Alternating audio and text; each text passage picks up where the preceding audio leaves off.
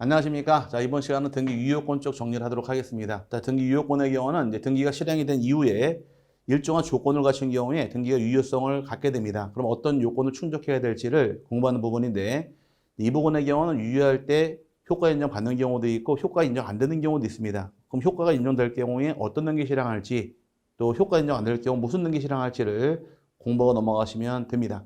자, 먼저 등기 유효권의 경우 둘로 세분을 해요. 하나가 형식적 유효권이라는 것이 나와 있습니다. 형식적 유효권의 경우는 이제 등기법상에서 이제 등기부가 유효 요건을 따져보겠다 요건이 되는 것이고, 또 하나 실체적 유효권이라는 것은 법률 관계를 따지면서 이 등기랑 법률행위랑 내용이 일치하는 가 여부를 따져보는 것이 실체적 유효권 둘로 세분합니다. 먼저 형식적 유효권 같은 경우는 등기법에서 이제 등기부 중심으로 따져가는 기준을 의미하는데, 등기법하에서는 기본 조건이 일단 등기가 존재할 걸 요하게 됩니다. 등기가 존재할 걸 요하라는 얘기는 등기부에 실제로 기록이 돼 있을 걸 요하는 것이 첫 번째 요건이에요. 기록돼 있어야 할 것이고, 또 기록돼 있다가 이 등기가 불법 말소가 되는 게 어떻게 할 것이냐 문제입니다. 등기를 잘못 지은 경우에 이때 어떻게 할 것이냐 문제인데, 일단 유효하게 존재하는 등기가 멸실되거나 또는 등기가 불법으로 말소되는 경우, 또는 새로운 등기용지 옮겨 적을 당시에 빠진 부분이 있는 경우에도 그 물건은 소멸되지 않는다가 판례입장이 됩니다. 그럼 이제 여기서 하나 참고할 것은 등기랑 권리랑은 하나의 문제이냐 별개의 문제이냐가 차이점인데, 등기랑 권리랑은 하나가 아니라 별개의 문제로 따로 다릅니다. 등기는 등기이고 권리는 권리예요. 그럼 등기와 권리가 같이 있다가 등기를 잘못 지은 경우에 권리는 그대로 살아있는 거지 소멸되는 게 아니니까 물건은 살아있게 됩니다. 그럼 어떻게 할 것이냐? 잘못 지어진 경우는 말소 회복을 통해서 회복을 해준다거나 일부가 빠진 경우는 채워주면 되기 때문에 등기는 그대로 권리는 살아있게 됩니다. 살아있는 권리가 있다는 가정하에 일단 유효성 갖기 위해서는 관할이 받는 기가 아닐 걸 요합니다. 자, 관할이 받는 기라고 칭하는 것은 이건 나중에 각가사유 배울 당시에 법제 29조 1호가 됩니다. 1호 의미하는 것이고, 반대로 등기 능력이 있는 사항에 대한 등기일 것이라는 말이 나오는데, 등기 능력이 있는 것들이 등기가 됐을 때 효과를 그냥 받습니다. 반대로 등기할 수 없는 것들을 표현할 때 사건이 등기할 것이 아닐 때로서 이유를 얘기합니다. 근데 나중에 각가사유가 정해지는데, 각가사유 같은 경우는 법제 29조에 11가지를 쭉 나열합니다. 이 중에 1호가 관할을 위반한 등기가 하나가 있고 요거, 두 번째 2호의 경우는 사건이 등기할 것이 아닌 경우로 나눕니다. 그 다음에 나머지는 뭔지 모르겠지만 3호부터 11호까지로 크게 세분을 해요.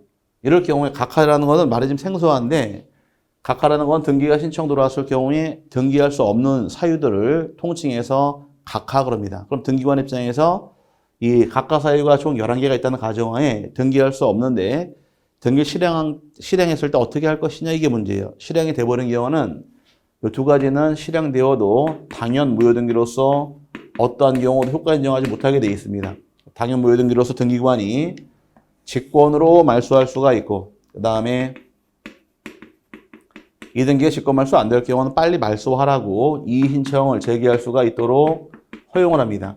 하지만 3호 이하 사유 같은 경우는 등기할 수 없는 사유를 할지라도 일단 실행이 돼버린 경우는 실체와 부합하는 한 유효등기다 보니까 당연 무효등기를 인정하지 않고요. 유효성 인정받을 경우는 말소할 수 없겠죠. 그럼 직권 말소가 안 되는 것이고, 그 다음에 이의 신청할 수가 없게 되어 있습니다. 그럼 등기법에서는 어떠한 등기를 놓고 볼 때 무효등기냐 유효등기냐 기준의 경우는 이 두 개만을 무효등기로 취급하게 되어 있고, 이 두 개 이외에는 절차상 하자가 발생했다 할지라도 전부 다 유효성을 인정받습니다. 그럼 등기법하에서 무효라는 것은 몇 개가 있느냐? 두 개만 존재합니다. 하나는 관할 위반 등기, 또 하나 사건이 등기할 것이 아닐 때에서 이 두 가지에 해당될 경우는 당연히 무효등기예요. 무효등기 인정해 주는 것이 두 가지 케이스고, 반대로 신청 절차에 흠결이 없을 것입니다. 절차에 흠결이 있는 경우는 위에 든 이 두 가지 요건 이외에도 등기법 제29조 3호 내지 11호, 3호부터 11호에 걸쳐서 등기 실행이 돼야 됩니다. 그런데 문제는 이 절차에 위배된 경우에 이 등기를 무효로 볼 것이냐 유효로 볼 것이냐, 위배됐다 할지라도 당연 무효 등기가 아니다가 된다 해서 실체와 부합하는 한 유효 등기로 인정해 주겠다가 판례 입장이 되므로 이제 요걸 조심하셔야 됩니다. 그래서 등기법의 경우는 무효 등기냐 유효 등기냐 기준의 경우는 각가사유 중에서 요거로 빠져갑니다. 그래서 3호 내지 11호부터 여기까지는 실체가 부합하는 한 유효하다는 것이 판례 입장이니까 무효가 아니다. 다른 말로 유효하다가 판례 입장이 되므로 이게 기준이에요. 그래서 등기법의 경우 무효 등기란 것은 두 개만 취급합니다. 하나가 관할 위반 등기, 또 하나가 사건이 등기할 것이 아닌 경우만 무효 등기로서 처리하겠다가 큰 틀이니까 이 두 개를 제외하고 나머지 어떤 사유를 할지라도 다 유효하게 인정해 주겠다가 법의 기본 틀이 됩니다. 그럼 무효 등기란 것은 등기법은 몇 개가 있더라? 외워놓으시면 됩니다. 무효 등기란 것은 두 개가 있습니다. 하나는 관할 위반 등기, 또 하나 사건에 등기할 것이 아닌 때에서 두 개를 무효로 처리하게 됩니다. 그 다음에 이제 실체적 유효권인데, 실체적 유효권이란 것은 이제 법률행위와 등기와 관계를 따져보겠다 실체적 유효권을 의미하는 것이고, 실체적 유효권의 경우는 일단 기본적인 틀이 등기와 물권행위가 일치가 돼 있어야 돼요. 그럼 일치하지 않은 경우 어떻게 할 것이냐, 이게 문제인데, 첫 번째 이제 객체의 불일치란 말이 나옵니다. 부동산이 서로 불일치하는 경우, 그 부동산 물리적으로 불일치할 당시에는 애초에 동일성이 인정되지 않을 경우는 무효가 원칙입니다. 무효가 원칙이래 대법원 판례에서 따로 다루기를, 자, 건물에 관한 보존등기상의 표시와 실제 건물과의 사이에 건물의 건축 시기, 건물 각 부분의 구조, 평수, 소재, 지번 등에 관하여 다소 차이가 있다 할지라도, 즉 불일치가 발생했다 할지라도 사회 통념상 동일성 혹은 유사성이 인식될 수 있으면 이 등기는 해당 건물에 관한 등기로서 유효하다 해서, 불일치 발생했다 할지라도 이렇게 마지막 가서 동일성을 인정할 수 있다거나 또는 유사성을 인정할 수 있단 말이 나오게 되면 이 등기는 유효하다가 판례 입증이 됩니다. 이 판례가 시험에 두 번 출제했어요. 두 번 출제했기 때문에 부동산 표시 같은 경우는 쉽게 얘기해서 마지막 가서 동일성을 인정할 수 있느냐 없느냐, 이게 기준입니다. 동일성 인정할 수 있다면 유효하다. 그럼 반대로 동일성을 인정할 수 없다면 이 등기는 무효 등기로서 효과 인정할 수 없게 됩니다. 그래서 부동산 표시 같은 경우는 동일성 유무로 이 등기를 따져가겠다가 판례 입장이니까 이것만 잘 이해하시면 되고요. 반대로 이번에는 이제 부동산 권리나 주체의 불일치란 말이 나오는데, 다른 말 질적 불일치란 말이 나옵니다. 이 부분이 조금은 중요해요. 자, 질적 불일치의 경우는 주체가 불일치하는 경우가 발생합니다. 자, 등기 신청을 갑이 등기 신청을 합니다. 갑이 등기 신청을 통해 갑을 할 것을 을로 등기한 거예요. 그럼 주인이 바뀌어 있습니다. 이거를 다른 말로 주체의 불일치인데 이 등기는 무효입니다. 주인이 바뀌는 경우는 동일성 자체가 인정이 안 되니까 당연히 무효 등기로서 효과 인정할 수가 없다가 주체의 불일치고, 그 다음에 권리 종류의 불일치도 마찬가지입니다. 종류의 불일치라는 얘기도 전세권 등기 신청을 했지만 지상권이 등기된 경우, 권리가 동일하지 않는 경우, 이걸 권리 종류의 불일치라고 했습니다. 그럼 종류의 불일치도 둘 다 무효예요. 그럼 무효 등기를 또 어떻게 처리할 것이냐? 그럼 결과적으로 질적 불일치의 경우는 전부 다 무효 등기로서 효과 인정할 수 없으니까 다 말소 등기로서 등기를 지워버리게 돼 있지 사용할 수 없게 돼 있습니다. 그래서 주체의 불일치, 권리 종류의 불일치 전부 다 무효로 인정하게 돼 있으면 효과 인정하지 못하게 돼 있습니다. 그 다음에 세 번째가 양적 불일치예요.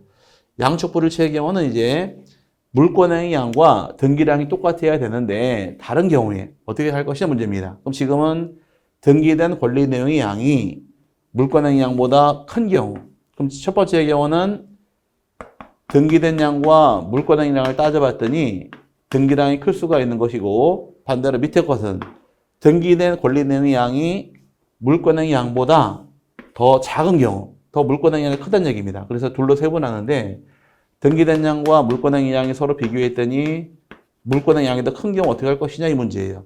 서로 반대 입장이죠. 이 말 뜻은 토지를 100평을 매입을 했습니다. 근데 200평이 등기되는 경우가 있고 100평을 매입을 했는데 50평만 등기되는 경우가 발생할 수 있을 것이다. 이때 어떻게 할 것이냐 이게 문제예요. 이때는 이제 등기량이 더 큰 경우는 이때는 물권변경 효력은 물권행위 한도에서 발생합니다. 그럼 100평을 매입하고 200이 등기된 경우에 효과 발생은 100평만큼만 인정하겠다가 판례 입장이 되어서 물권행위 범위 내에서 효과 인정한다가 판례 입장이 됩니다. 그럼 100평을 매입하고 200이 등기된 경우에 얼마큼 효과 인정받아라? 100평만큼 인정받아라는 얘기입니다. 그러면 애초에 등기를 잘못했네요. 100평 등기하고 200 등기했으니까 등기하는 과정상에서 잘못된 것이니까 이런 경우를 원시적 불일치라고 씁니다. 원시적 불일치의 경우는 다시 200평을 100평으로 고쳐야 됩니다. 고치는 것을 경정 등을 통해서 시정할 수 있다가 판례 입장이니까 요게 중요한 겁니다. 요게 중요한 것이고, 그 다음에 이제 밑에 것은 이제 물권행위하기 더 큰 경우인데 100평을 매입하고 50평이 등기된 경우에 이때 어떻게 처리하느냐? 이때 민법제 137조가 적용이 됩니다. 이런 경우는 민법 규정을 보게 되면 민법 제137조에 규정하기를 법률행위가 일부가 무효일 당시에는 원칙은 전부를 무효로 처리합니다. 원칙은 전부를 무효로 처리하게 되어 있는데 예외적으로 일부가 없더라도 법률행위에 인정할 경우는 일부는 예외 규정이 유효로 인정해 줄 것이고 등기한 일부만을 무효로 처리하는 예외가 만들어집니다. 이 말은 일부는 무효로 처리하고 일부는 유효하게 처리하는 규정이 만들어지는데 이 말 뜻은 자 100평을 매입하고 50평 등기된 경우에 원칙은 전부 다 무효입니다. 전부 다 무효가 되니까 매매한 사실이 없어지는 거예요. 그런데 매수인 쪽에서 50평이 등기된 경우에 50평만 갖겠다고 주장을 합니다. 요것만 인정해 달라고. 이때는 50평만큼만은 일부 요것만 유효하게 인정해 줄 수도 있도록 예외가 만들어지는 거예요. 근데 여기는 시험에 내질 않고 여기까지 시험에 납니다. 그래서 여기까지가 출제가 출제한 적이 있으니까 기본 개념을 이해하셔야 됩니다. 첫 번째 부동산 표시가 불일치할 때는 당연 무효가 아니라 사회통념상 동일성, 유사성을 따져본 다음에 두 개 인식될 경우는 유효하다. 여기 기본 틀이고 주체의 불일치는 당연히 무효등기다. 근데 권리 종류가 잘못된 경우도 무효등기이고 양적 불일치의 경우는 첫 번째 이게 중요한 겁니다. 등기된 양이 물권행위 양보다 큰 경우는 이때는 물권행위 범위 내에서 유효하다. 여기 판례 입장이니까 이렇게 세분하시면 실제로 유효권을 따져볼 수 있게 됩니다. 그 다음에 또 하나 볼 것이 이제 유효권 완화 규정인데 완화 규정의 경우는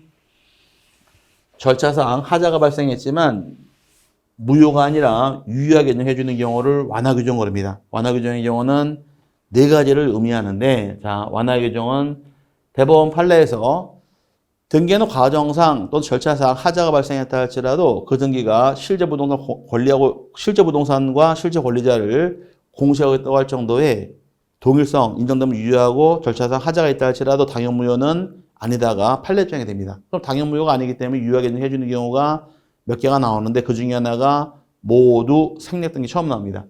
모두 생략이라는 얘기는 자, 요 집에 대해서 갑이란 자가 신축을 통해서 새로 지은 집이 있습니다. 미등기 건물을 갖고 있다가 갑이 을에게 이 등기를 팔았어요.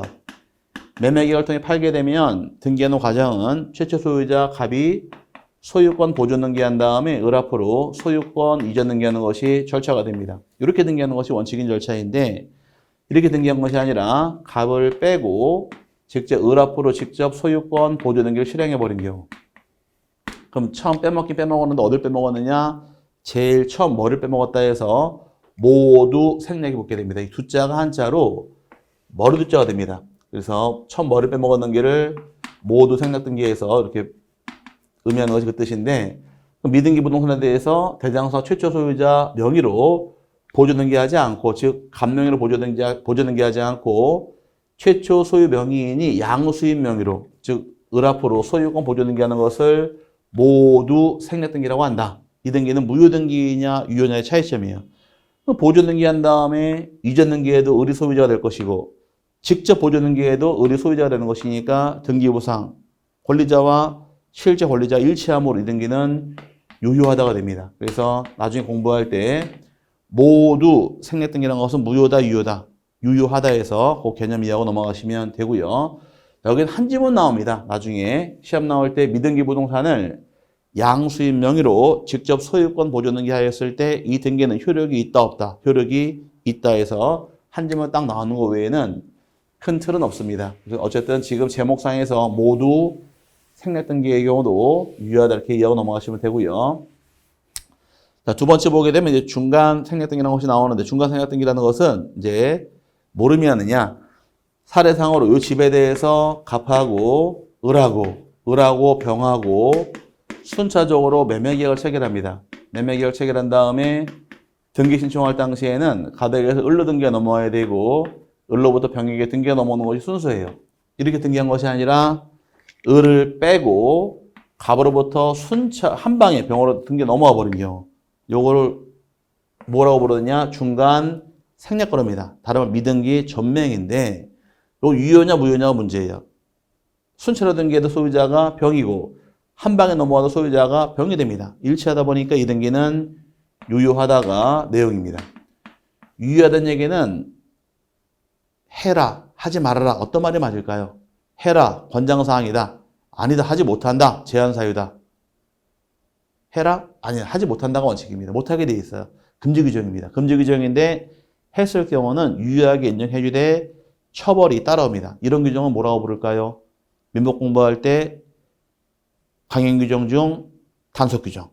단속규정 위반한 시에는 유효하되 처벌받게 돼 있으니까 이 규정은 단속규정이어서 유효하되 처벌은 3년 이하 징역 또는 1억 원 이하 벌금에 처하게 돼 있으니까 해도 걸리면 안 돼요. 어쨌든 중간생활 때는 무효다, 유효다, 유효하다가 원칙이 됩니다. 그래서 우리 교재에서 중간생활 등기라는 것은 부동산 등기 특별조치법상에서 조세 포탈과 부동산 특혜 등을 방지하기 위해서 중간생활들을 금지하고 있습니다. 못하게 되어 있지만 금지 규정이지만 거래 안전을 고려하여 실체 관계에 부합하면 유효하다고 보는 것이 학설과 판례 입장이 됩니다. 다 유효하게 해주겠다가 기본 틀인데 조건이 있습니다. 다 유효하되 단 문제는 다만 토지거래 허가 구역 내에서 중간생활 등기의 경우는 무효로 처리한다 해서 이게 중요한 거예요. 그래서 밑에 토지거래 허가구역 내의 토지에 관하여 중간생활 등기 합의가 있다고 하더라도 최초 매도인과 최종 매수인을 당사자로 하는 토지거래 허가를 받아 최초 매도인으로부터 최종 매수인 앞으로 격려된 소유권 이전 등기는 무효다, 유효다. 허가를 받았다 할지라도 이 등기는 무효 등기다가 판례장이 되어서 이게 중요한 겁니다. 그러면 원칙은 중간생활 등기라는 것은 유효, 무효? 유효하다고 원칙으로 가는 것이 대원칙이되 단 허가구역만큼만은 무효로 처리하게 되어 있으니까 요거 하나 주의해서 정리하시길 바랍니다. 그 다음에 또 봐야 될 것이 이제 실제와 다른 원인 등기란 말이 나와요. 세 번째 완화 규정인데, 자, 완화 규정 같은 경우 세 번째 사유는 실제와 다른 원인이란 말이 나옵니다. 이 말 뜻이 무엇인가 또 볼게요. 실제와 다른 원인이라는 얘기는 또 그림상에서 이 집에 대해서 갑하고 을하고 둘이서 증여계획을 통해서 아버지가 아들에게 소유권 이전 등기하도록 계획을 체결했어요. 또 증여계획을 체결한 다음에 등기하기로 계획을 체결했는데 증여세가 상당히 비쌉니다. 증여세와 상속세 같은 경우는 세율이 똑같은데 시가 10%부터 50%까지 초과 누진제가 부여가 됩니다. 가장 심한 세금이 50%예요. 그럼 시가의 50%라는 얘기는 거의 반 가까이를 뺏어가겠다는 얘기입니다. 그럼 증여세도 이렇게 세다 보니까 증여로 가자니 세금이 너무 비싸서 안 되겠다 싶어서 매매로 꾸밉니다. 매매로 가게 되면 일정한 요건을 충족하게 되면 매매 계획을 체결한 경우 양도소득세가 비과세가 되는 경우가 있으니까 이제 매매로 꾸몄어요. 그럼 매매로 이전 등기한 경우에 이 등기를 무효로 볼 것이냐 유효로 볼 것이냐 이 문제 발생합니다.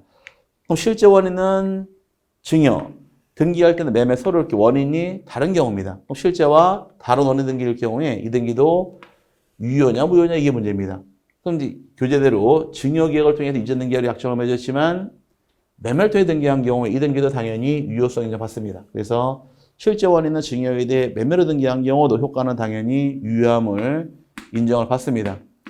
얘는 처벌받아야 돼요. 만약 걸리게 되면 3년 이하 징역 또는 1억 원 이하 벌금에 처하게 돼 있으니까 얘는 하지 마세요. 100% 걸립니다. 왜? 등기가 다 끝났을 경우에 등기가 끝난 이 자료가 세무서로 넘어갑니다. 넘어가게 되면 세무서 세무조사관이 넘겨봐요. 넘겨보면서 아버지랑 아들이 매매계약을 체결했네. 증여세법에서는 친족 간의 거래계약은 증여로 추정하게 돼 있으니까 조사가 나옵니다. 조사가 나와서 당신들 매매계약한 사실 맞습니까? 라고 물어봐서 입증이 돼야 돼요. 입증 안 되면 처벌받으니까 얘는 절대로 하지 마시고 조심하셔야 됩니다. 어쨌든 등기 효과상에선 증여계약을 체결하고 매매로 등기했다 할지라도 효과는 무효다, 유효다? 유효하다가 이제 기본 개념으로 이해하시면 되고요. 마지막 무효등기 유용이다 이렇게 나오는데 무효등기 유용이란 것은 기본 개념이 말소하는 게 원칙입니다. 근데 무효등기가 존재하고 있다가 말소하지 않고 있다가 시간이 흘러감에 따라 쓸 수 있게 되더라. 이걸 무효등기 유용으로 하는데 유용의 뜻은 한자로 흐를 유자가 됩니다. 시간이 흘러감에 따라 쓸 수 있게 되다. 이걸 유형의 뜻이에요. 정확한 표현이 시간이 흘러감에 따라서 쓸 수 있게 된다. 이렇게 유형의 뜻이지만 우리끼리는 그냥 이렇게 이해도 돼요. 유효하게 쓰겠다 이렇게 해도 관계될 건 없습니다. 뭐 내용만 이해하면 되는 것이니까. 그럼 처음에 등기가 실체관계에 부합하지 않아서 무효이었으나 그 다시 그 등기에 부합하는 실제 권리가 생긴 경우에 이 등기를 나중에 실체관계의 공시방법으로 이용할 수 있더라. 이걸 무효등기 유용으로 했는데 여기는 유용할 때는 어디 이용할 수 있느냐? 등기부의 경우는 구성이 표제부가 있고 그 다음에 갑구가 있고 을구가 있다고 배웠습니다. 표제부는 유용을 허용하지 않습니다. 갑구, 을구만 유용을 허용하겠다 기본 개념이에요. 그래서 표제부는 부동산이 멸실한 경우는 멸실된 건물 등기부를 새로 지은 건물 등기부로서 유용은 허용하지 않는다 해서 멸실 등기 유용은 인정하지 못하게 되어 있습니다. 그 다음에 갑구, 을구는 유용할 수 있으니까 권리의 등기만 유용할 수 있도록 제한하겠다가 판례장이 되어서 유용이 중요한 건 이게 중요한 겁니다. 멸실 등기란 건 유용할 수 있다 없다? 없다 해서 인정하지 않겠다가 기본 개념이 됩니다. 그럼 지금은 이제 완화 규정에 대해서 용어를 이해하셔야 돼요. 처음 공부할 때는 모두 생략등기란 것이 무엇인지, 그 다음에 중간 생략등기란 것이 무엇인지, 등기원은 허위기재란 것이 무엇인지, 무효등기 유용의 뜻이 무엇인가를 파악하는 게 뜻입니다. 세부적인 사안은 수업 2번, 3번 들으면 따라 올라오니까 처음에 들을 때 용어 위주로 어떤 등기라는 것이 무엇을 뜻하는 말을 기억하시면 되는 거예요. 자, 소유권 보존 등기를 빼고 등기하는 걸 뭐라고 부른다? 보존 등기를 빼고 생략하고 등기하는 것을 그렇죠. 모두 생략 등기를 한다. 기억하셔야 되고 효과는 유효다, 무효다? 유효하다. 그 다음에 중간 생략 등기라는 것은 말 그대로 중간을 빼먹었는 걸 얘기하는데 이것도 효과는 원칙은 유효하다. 하지만 주의할 것이 토지거래 허가 구역 내에서만큼만은 무효로 빼게 돼 있으니까 조심하셔야 됩니다. 그 다음에 실제와 다른 원인 등기. 실제로는 증여계획을 체결했지만 매매로 등기한 경우 효과는 당연히 유효하다. 하지만 처벌은 받게 돼 있으니까 하지 마시라고 제가 설명드렸고요. 무효등기란 건 사용할 수 없는 원칙이래 시간이 흘러감에 따라 쓸 수 있게 되더라. 이걸 무효등기에 유용 그러는데 유용은 어디만 가능하냐? 권리의 등기, 갑골고는 유용할 수 있겠지만 표제부 유용할 수 없으니까 이 부분까지 세분하시면은 완화 규정까지를 파악할 수 있게 됩니다. 여기까지 이제 유효요건을 설명을 드린 부분이고 유효요건 쪽에서는 이제 시험 지문이 참 잘 만들어지니까 요 하나하나씩 세분하시면서 용어 위주 차원으로 공부하고 넘어가시면 될 것 같습니다. 그다음에 다음 페이지 넘어가서 다음 장 이제 등기의 기본과 설비로 갑니다. 근데 기본적으로 등기법 공부할 이 부분은 출제 많이 하지 않지만 그래도 등기 사업을 담당하는 기관이 어디인지 등기란 것을 누가 담당하는지 정도 파악하시면 되고 등기부란 것을 어떻게 구성할 것이냐 이 정도 파악하시면 될 것 같아요. 큰 의미가 가는 건 아닌데 그래도 우리가 등기법 공부할 때 등기를 다루는 것이 어디인지 그 정도는 알아야 되니까 이제 좀 정리하도록 하겠습니다. 먼저 등기소와 등기관이란 말이 나와요. 등기소라고 칭하는 것은 이제 등기사무를 담당하는 국가기관을 등기소라고 부릅니다. 등기사무는 누가 담당하느냐? 등기소에서 담당을 합니다. 근데 등기소가 정해질 당시에는 원칙적으로 등기할 권리의 목적인 부동산 소지 중심으로 해서 지방법원, 동지원, 등기소가 관할 등기소로 정해지는 것이 기본 틀이 됩니다. 등기소라는 건 종류가 세 가지가 있어요. 지방법원이 있고 동지원이 있고 등기소가 정해지는데 여기 부동산 소재지별로 등기소가 정해지는 것이 원칙입니다. 등기소가 정할 당시에는 기본 원칙은 시, 군, 구별로 정하는 것이 원칙인데 반드시 시군과 일치하는 것은 아닙니다. 한 해 시에 하나의 등기소가 있는 경우도 있고 없는 경우도 발생할 수 있으니까 반드시 한 해 시가 있다고 해서 등기소가 하나가 반드시 있는 것은 아니므로 주의하시되 어쨌든 등기소 종류 몇 가지가 있더라? 세 가지 지방법원, 동지원, 등기소에서 담당을 합니다. 이 대원칙인데 예외는 존재합니다. 예외 규정은 뭐 지정월도에 등기소가 되는 경우도 있고 위임받는 경우도 있는데 그건 나중에 배우도록 하고 지금은 등기소란 것이 세 가지 유형이 있다는 점만 파악하시고요. 그 다음에 이제 등기소를 봤으니까 등기소에서 등기사무를 담당하는 공무원을 등기관 그럽니다. 자, 등기관이라고 칭하는 사람은 이제 지방법원장이나 지원장이 지정을 받아서 등기사무를 처리하는 자를 등기관이라는 말을 쓰는데 등기관은 지방법원장, 지원장이 지정하는 것이 권한이고 될 자가 나옵니다. 등기관은 누구나 다 되는 것이 아니라 지방법원 지원에 등기하는 공무원 중에서 법원, 서기관, 등기사무관, 등기주사보 중에서 지방법원장이나 지원장으로부터 지정받은 자가 등기관으로서 등기사무를 처리합니다. 그럼 등기관이 될 자격은 일정 급수가 있어야 돼요. 법원 서기관이 4급 공무원이고 사무관이 5급 공무원이 될 것이고 주사가 6급, 주사고 7급이 되어서 이렇게 4명 중에서 지정받은 자가 등기관의 칭호를 받는 겁니다. 급수가 아무리 높아도 이 급수를 초과한다거나 이 급수 미만의 경우 등기관 될 자격은 없으니까 법원 서기관, 등기사무관, 등기주사, 주사보 중에서 지정받은 자가 등기관으로서 등기사무를 담당하게 됩니다. 가볍게 참고하세요. 뭐 세부적인 사항은 시험에 내질 않으니까 우리가 등기법 공부하면서 그래도 등기사무 처리하는 것이 어딘지는 알아야 되니까 또 누가 처리를 해야 될 것이냐 이건 알아야 되니까 설명드린 것 뿐인 거지 크게 문제되지는 않으므로 가볍게 참고하시기 바랍니다. 그 다음에 이제 등기가 가는 장부에서 등기부가 만들어져요. 등기부란 것이 어떤 게 만들어지는지 해서 또 하나씩 보겠습니다. 이제 등기소와 등기관을 받고 이제 등기하는 장부에서 등기부등이 나오는데 등기부란 것은 또 어떻게 구성하는지 칸이 어떻게 만들어지는지 그 세부적인 사항을 배우게 됩니다. 먼저 등기기록이란 것은 하나의 필지 또는 한 개의 건물에 대해서 등기한 기록을 등기기록이라고 말 씁니다. 그럼 하나의 필지 한 개 건물 내에 등기한 걸 등기기록이라고 표현하되 기록이 모여서 뭐가 만들어지느냐? 등기부가 만들어지는 거예요. 그럼 이 등기기록은 토지 등기하더라. 토지 등기 기록하고 건물 등기 기록으로 나누게 됩니다. 우리나라 법제에서 토지와 건물은 별개로 인정하다 보니까 등기부 이원화 체계를 만들어지면서 토지 등기부, 건물 등기부로 두 개가 따로따로 분류가 됩니다. 토지는 어디 등기할까? 토지 등기부. 당연한 거죠. 건물은 건물 등기부상 등기가 실행이 되어서 2종으로 나누어집니다. 그 다음에 등기가 2종이 있다는 가정하에 또 편성이에요. 편성의 경우는 이제 어떻게 편성할 것이냐 문제인데 등기법의 경우는 하나의 필지, 한 개 건물에 대하여 1등을 둔다 해서 하나의 필지에 대해서 하나의 건물에 대해서 그 다음에 하나의 등기원이 구성이 됩니다. 이걸 다른 말로 물적 편성주의로서 일부동산 1등기주의를 채택을 합니다. 그래서 일부동산 1등기 원칙이라는 얘기는 대원칙이자 밑에 원칙이 나눠지는데 원칙 같은 경우는 이제 대원칙이 등기기록에 대해서는 부동산 표시를 표시하기 위한 난이 나옵니다. 부동산 표시 등기하는 것은 표지부에 등기하게 되어 있고 들어봤죠? 표지부에 기록할 사항이 뭘 기재하셔라? 부동산 표시 등기하더라. 소유권에 관한 사항은 어디에 등기할까요? 기록하는 것은 갑구가 된다. 또 소유권 이외 등기는 을구에 등기한다 해서 여기 세 장이 원칙입니다.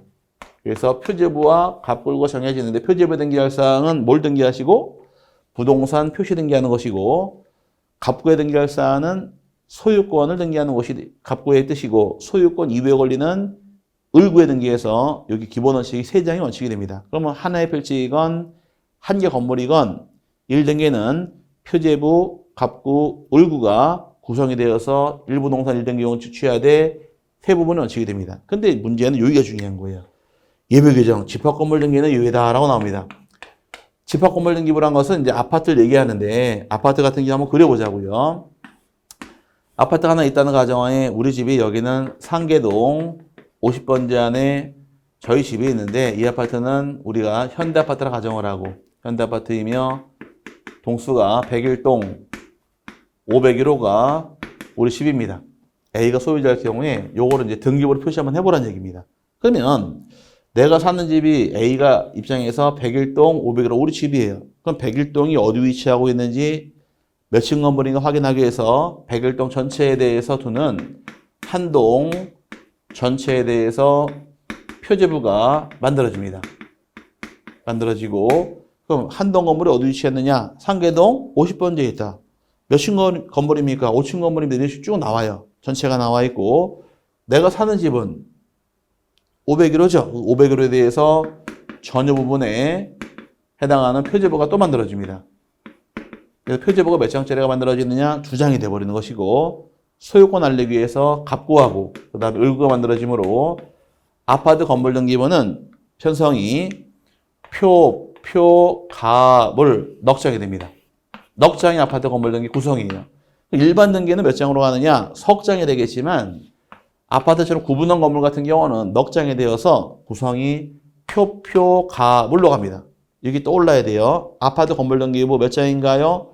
넉 장입니다. 한 동 전체 표제부, 전 부분의 표제부, 갑골구에서 넉 장이 만들어지므로 자꾸 떠들면 돼요.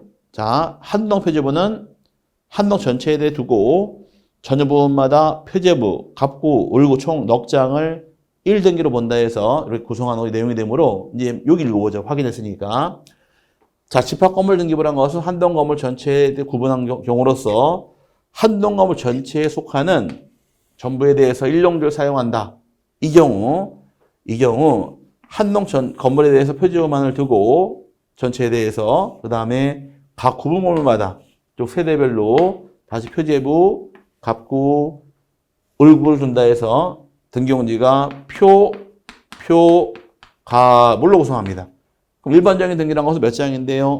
석 장입니다. 근데 구분 건물은 넉 장이 되니까 여기서 문제 잘 나오는 거예요. 특이한 거니까. 그래서 아파트는 외워놓으셔야 됩니다. 한 동 전체에 대해서 표제부를 두고 그 다음에 전유 부분마다 표제부, 갑구, 을구에서 총 넉 장을 1등기로 보는 것이 양식이다 이렇게 이해하시면 될 겁니다. 그래서 이 부분 잘 파악하시고요. 이제 구성입니다. 구성 같은 경우는 등기부 어떻게 구성할 것이냐, 이제 표제부의 구성과 갑구, 을구 구성, 무엇을 기재할지 이 부분만 파악하시면 됩니다. 자, 이제 보게 되면 넘어가서 등기부 표제부라는 것이 처음 나와요. 표제부라는 것은 이제 토지 등기부랑 건물 등기 안 넣으시는데 먼저 토지 등기 표제부입니다.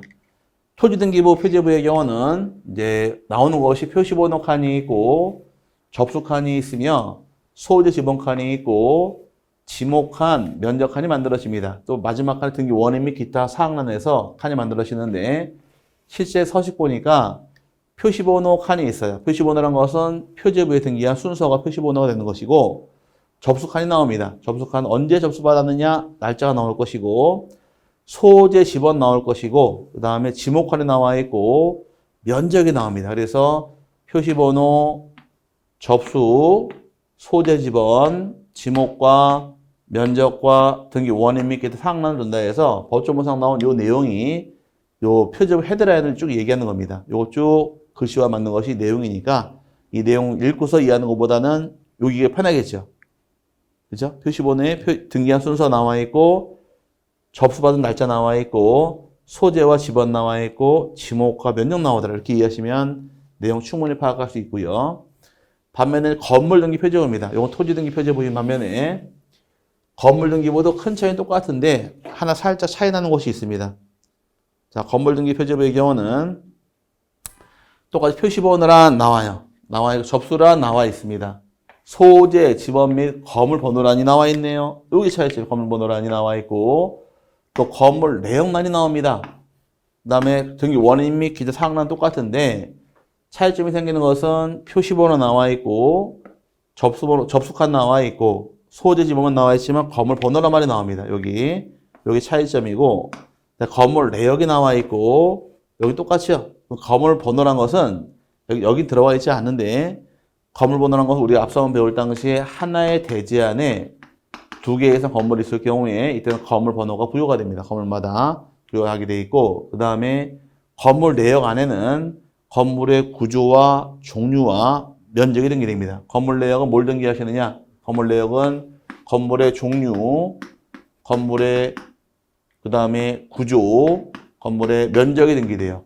요 세 가지를 줄여서 건물의 내역 그럽니다. 그래서 여기 책 보니까 우리가 벽돌조 슬라브 지붕 여기 뭐가 될까요? 건물의 구조가 되고 단독주택은 건물의 종류 그 다음에 밑에 제곱미터가 면적이 됩니다. 그리고 이 세 가지를 기재하는 것이 건물 내역란에 들어올 내용이에요.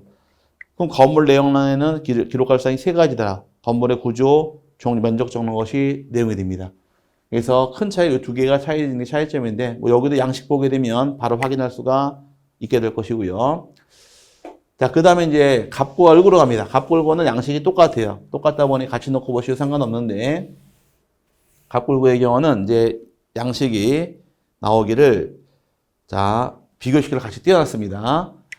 갑골고는 순위번호 칸이 있습니다. 그 다음에 등기 목적란이 나와 있고, 그 다음에 접수칸이 나와 있고, 등기 원인란이 나와 있고, 그 다음에 권리자 및 기타 사항란을 둔다 이렇게 칸이 만들어지는데, 먼저 순위번호. 순위번호는 여기 기재합니다. 등기한 순위가 나올 것이고, 목적은 여기 나와 있네요. 소유권 이전 등 목적이 나옵니다. 접수칸에는 날짜와 제 몇 회라고 나와 있습니다. 이 제 몇 회, 요것이 바로 무엇이냐? 여기 우리가 따져보던 접수번호입니다. 그래서 우리가 앞서 배울 당시에 전 시간 공부할 때 같은 구에 실행하는 게는 순위번호 빠른 것이 우선이고 다른 거는 접수번호. 그 접수번호는 여기 나와 있는 접수번호예요. 날짜 밑에. 근데 비교해 보니까 표제부에는 날짜만 나와 있을 뿐이지 접수번호가 없습니다. 그죠? 근데 갑골고는 접수번호가 들어가요. 이게 차이점이에요. 표제부에는 접수번호 기재할 필요 있다 없다. 접수번호 기록하지 않으니까 차이점이 됩니다. 왜 기록하지 않을까? 접수번호의 역할은 어떤 등기가 순위가 앞서느냐 따지는 기준이 됩니다. 그럼 권리가 등기되는 갑골고는 순위를 따질 필요가 있으니까 접수번호가 부여가 되겠지만 표제번호, 접수번호를 기록할 필요가 없어요. 왜? 순위 따지지 않으니까. 그 표제는 부동산 표시만 나와 있다 보니까 순위 여부랑 관련이 없기 때문에 등기하는 것이 아니니까 주의하시기 바랍니다. 접수번호는 어디만 나오느냐? 갑구와 을금만 나오는 것이 차이점이니까 세 번 하시고요. 원인란에 이제 원인이 무엇인지 이렇게 매매라고 나와 있고 기약일자가 나와 있습니다. 또 권리자가 누구인가 적는 것이 내용이 되어서 신봉선 씨께서 집을 샀는데 신봉선 씨께서는 저에게 술 한번 사야겠네요. 집도 막 이렇게 주고 하니까 어쨌든 이런 식으로 해서 칸이 만들어집니다. 이 등기부에 나오는 법에 나온 이런 내용들을 쭉 눈으로 읽어서 가는 것보다는 책에 실린 등기부 서식 보게 되면 아 이렇게 칸이 만들어졌구나 해서 내용 파악할 수 있는 것이에요. 요거 보니까 확인할 수 있는 것은 2014년 2월 22일 접수가 들어왔는데 어떤 등기 들어왔느냐. 소유권 이전 등기가 접수가 들어왔습니다. 근데 원인이 뭔가 봤더니 이 잘못 적은 날짜가 너무 차이가 나죠. 매매로 들어왔다 가정을 할 것이고 소유자 신봉선이 취득했다고 확인할 수 있도록 등기하는 것이 내용이 되니까 이렇게 파악하시기 바랍니다. 이게 등기부의 구성으로서 확인이 가능한 것이 내용이 됩니다. 여기까지 등기부 구성 설명을 드렸고 다음 시간 절차 총론 파트로 들어가는데 기본적으로 이번 시간 배우신 내용 어떤 유효권, 실체적 유효권, 형식적 유효권, 형식적 유효권에서 무효로 가는 건 두 개가 있더라. 관할 위반과 사건이 등기할 것이 아닌 경우는 무효다. 이거 기억하셔야 되고 실체적 유효권의 경우 부동산 표시가 불일치 하는 경우는 동일성이 있냐 없냐. 동일성이 있으면 유효하다. 없으면 무효다. 기억하셔야 되고 주체가 불일치 하는 경우 권리 종류가 불일치 하는 경우 전부 다 무효로 소유권 인정할 수가 없다. 기억하셔야 되고 양적 불일치 하나만 기억하시라고 배웠습니다. 등기된 양이 물권행위 양보다 큰 경우는 물권행위 한도에서 발생한다가 중요한 거예요.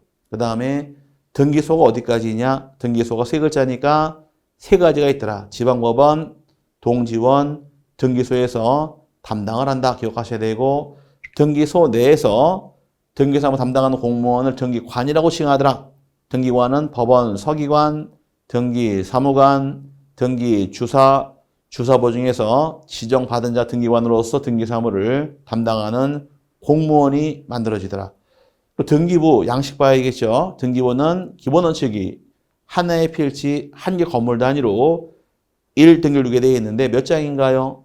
3장, 표제부, 갑구, 을구로 간다. 하지만 아파트 같은 경우는 넉 장이 됩니다.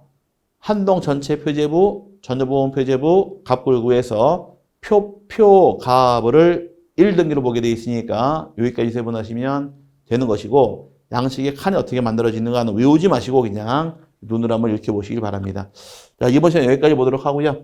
다음 시간부터는 절차 총론 파트부터 해서 정말로 어려운 쪽을 들어갑니다. 시험은 이 뒤로 다 나오는데 이 뒤를 공부하기 위해서 그동안 우리가 앞서 싸워왔던 겁니다. 어쨌든 여기까지 보는 게 이번 시간이고요. 다음 시간은 절차 총론부터 해서 또 어떤 내용이 있는가 또 미리 한 번씩 맛보기로 정리하도록 하겠습니다. 이번 시간 고생하셨고 다음 시간 뵙겠습니다. 감사합니다.